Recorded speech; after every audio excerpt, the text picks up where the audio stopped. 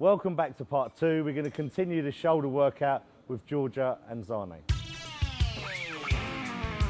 Okay, so the third exercise we're going to do now is going to isolate the front of the shoulders.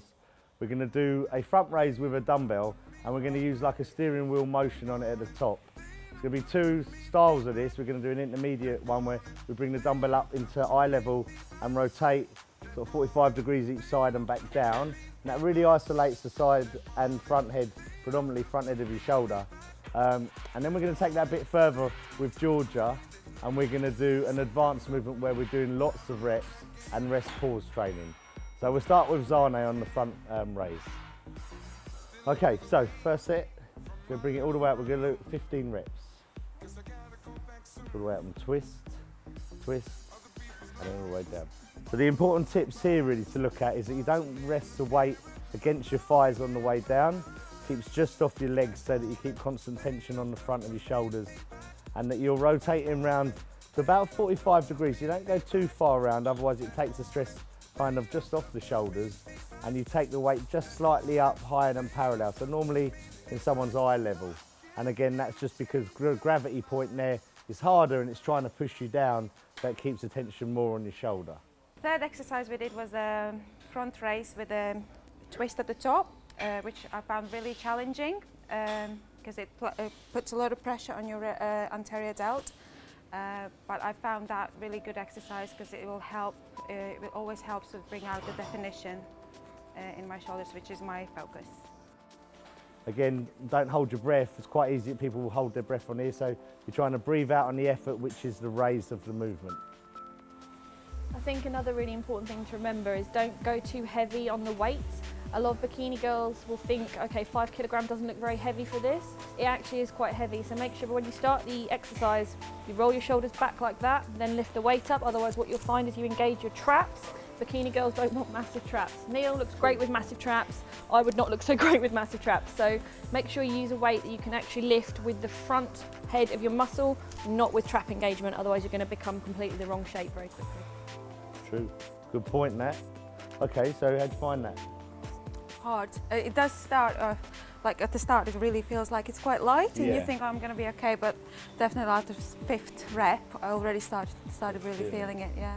And again, you can see Zane is slightly out of breath there, and that's because to do the exercise with a weight in front of you, unless you engage your core again, which is great for creating a nice flat belly and engaging your transversal abdominal, it's caught you out of breath because your whole body's working in stabilising you. Just holding the form is quite hard work, because it's easy on this exercise, in my opinion, to start that your shoulders roll over. I think it's important to keep your chest high, and then yeah, and you can see how flat just holding that is. form is quite hard work. I mean, often you see this goes wrong in the gym because people lean back, the weight's too heavy, they're leaning back, the belly's out, they're arching their back, so there's no core work done there, and the weight's been kind of it's been made easier by your angle of your body. We want to make the exercise harder.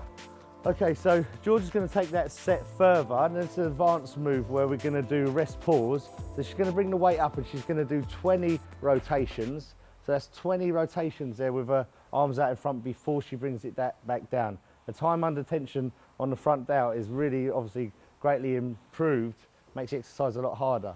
So she's going to come down there in a controlled way, have a 5-second rest at the bottom, just short of her legs, so she's not quite resting on her legs, but it takes some of the stress off her shoulder, then back up for 15 rotations, back down, and the last time back up for 10 rotations. So this really burns the front of your shoulder. Remember, through it all, you've got to keep your core tight, keep your body flat. Okay, so the front raise with the twist is something that I do incorporate quite frequently into my workouts.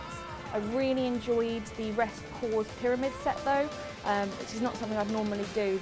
The shortened rest period really helps to raise my heart rate, which helps to burn additional calories because it's going to be speeding up like how much exercise you're actually doing during the set. If you wanted to make it harder, or if I wanted to make it harder, I could add additional twists because I was doing a 20, 15, 10 rest pause set. You could add additional, another 25, maybe 30 as well, which is something I'm going to incorporate, which Neale's encouraging me to do later on in the year. Quick tip to this exercise is to bring the weight past parallel to the floor and up in eye level. This allows the gravity pull much harder down on your shoulders and makes it far more effective. Okay, so we're on to the fourth and final exercise. We've moved really from the side shoulders to the front, and now we're moving to the back. So this is a rear lat raise, and we're going to do this bent over. So the girls are going to bend over and then bring the dumbbells out to the side of them.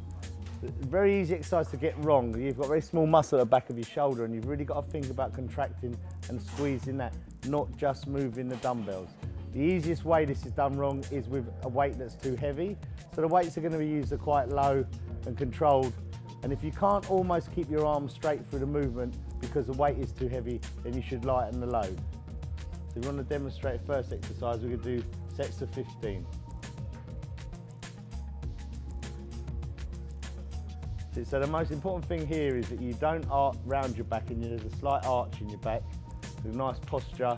Again, your core's contracted and held in tight so that your stomach doesn't hang out. Everything's kept tight. Azani's coming up to the sides with almost straight arms, a slight bend in the elbow, and she's looking at working this small muscle at the back of her shoulder here. So it's very hard to isolate it.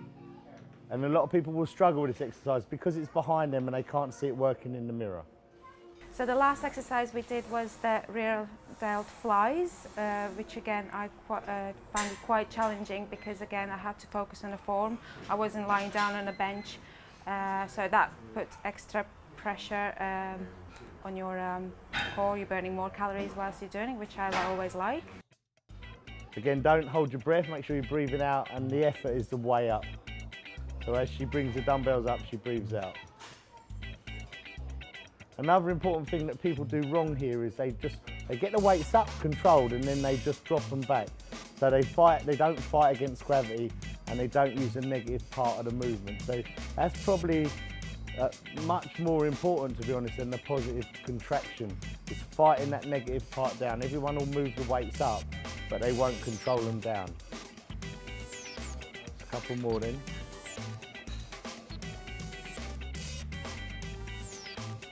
Good. Okay, you feel that? Yeah. Good. Okay, so to take that exercise further, we're going to do pulses with the dumbbells. So Georgia's going to do 2 partials at the top of each movement. So she's going to bend over, do the standard rep, and then do a pulse as we did with the lateral raise at the very start of this workout. Do you want to take that on?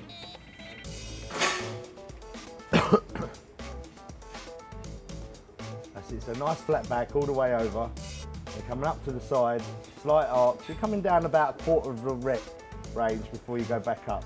The 2 pulses at the top of your shoulder. You're trying to feel this area here contract and then contract again before you bring it down. If you want to take this exercise further and make it harder, you could do 3 pulses, 4 pulses, 5 pulses. But the more your arms are in that elevated position, the more sort of pressure it will put on your back and on your core. So make sure you've got a nice safe posture before you move into taking it further there. And the final exercise, which was rear deltoids bent over, I actually struggled with quite a lot. This time last year I was doing a lot of shoulder work and I actually built up quite overly defined rear deltoids. And as a girl, if you've got overly defined rear delts, you can look a little bit fat if you're wearing a dress. And it's not fat, it's just a muscle pressing through underneath. So I actually hadn't trained them for ages. So Neale getting me to do this exercise actually really hurt. It's amazing how much strength I'd lost. I actually found it really difficult. Plus I trained hamstrings yesterday, so they're really tight, and being bent over was actually killing me, so that was pretty tough. See, you just come down slightly before you go up again. Good, so this is almost finished for the workout. How'd your shoulders feel, Zane? Bumped and quite sore, but in a good way, so I definitely felt it. Yeah. And how long do you normally train for your workouts? I keep it 45 minutes to 1 hour, not longer, the weight training session. So. And do you do cardio to follow that, or? No, I normally do that separate. I would normally do cardio first thing in the morning. I like to get my day started with cardio and then breakfast, so I feel like I'm set up for the day then. Okay. I like to keep sessions separate. Cool. How was that? Yeah, it was good. I feel pretty sore now. Good. So both the girls have finished your shoulder workout. This is something you do on sort of regular things to bring your shoulder caps out.